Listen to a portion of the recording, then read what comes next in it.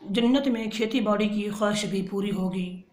ایک شخص اللہ رب العزت سے اجازت طلب کرے گا تو اللہ تعالیٰ فرمائے گا، اے میرے بندے، کیا تجھے جنت کی موجودہ حالت پر خوشی نہیں؟ کیا تم جنت کی موجودہ نعمتوں پر راضی نہیں؟ تو وہ عرض کرے گا، یا اللہ کیوں نہیں، لیکن میرا جی چاہتا ہے کہ میں جنت میں کھیتی باڑی کروں۔ ہر شخص کا اپنا شوق ہوتا ہے نا۔ تو رسول اللہ صلی اللہ علیہ وسلم نے فرمایا، اس نے بیج ڈالا، وہ اگ آیا، پک بھی گیا اور کاٹ بھی لیا، فوراً ہی سب کچھ ہو گیا، یعنی انتظار نہیں کرنا پڑا، اتنی جلدی میں ہی سب کچھ۔ اور اس کے دانے اتنے بڑے بڑے ہوئے جتنے کہ پہاڑوں جتنی بڑی خوراک اس کی ہوئی۔ اب اللہ تعالیٰ فرماتا ہے، اے میرے بندے، اے بنی آدم، اسے رکھ لے، یہ تیرا ہے، کوئی چیز تجھے آسودہ نہیں کر سکتی۔ پھر اولاد کی خواہش بھی پوری ہوگی، جن کی شادی نہیں ہوئی ان کی شادی ہوگی، جن کو اولاد نہیں ملی ان کو اولاد بھی ملے گی۔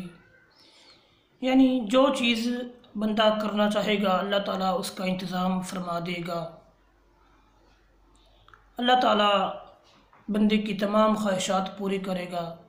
رسول اللہ صلی اللہ علیہ وسلم نے فرمایا، اگر کوئی مومن جنت میں اولاد کی خواہش کرے گا تو ایک گھڑی میں ہی حمل ہو جائے گا، پیدائش بھی ہو جائے گی، اور بچے کی عمر اس جنتی کی خواہش کے مطابق ہو جائے گی جتنی عمر کا بچہ چاہیے ہوگا۔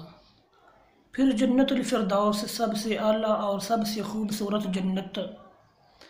رسول اللہ صلی اللہ علیہ وسلم نے فرمایا، جب تم اللہ سے مانگو تو جنت الفردوس مانگو، کیونکہ وہ جنت کا سب سے افضل اور سب سے بلند ترین درجہ ہے۔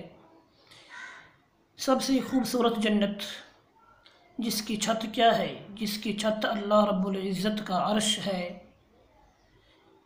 دیکھیں، جس کو جس سے محبت ہوتی ہے اس کا دل چاہتا ہے کہ وہ اس کے قریب رہے، اور اللہ رب العزت اپنے بندے کی خواہش کو ضرور پورا کرے گا۔ جس خواہش کا اظہار ایک صحابیہ نے بھی کیا، حضرت آسیہ رضی اللہ تعالی عنہا، کیا دعا مانگی تھی کہ رب بنی لی عندک بیتا فی الجنہ۔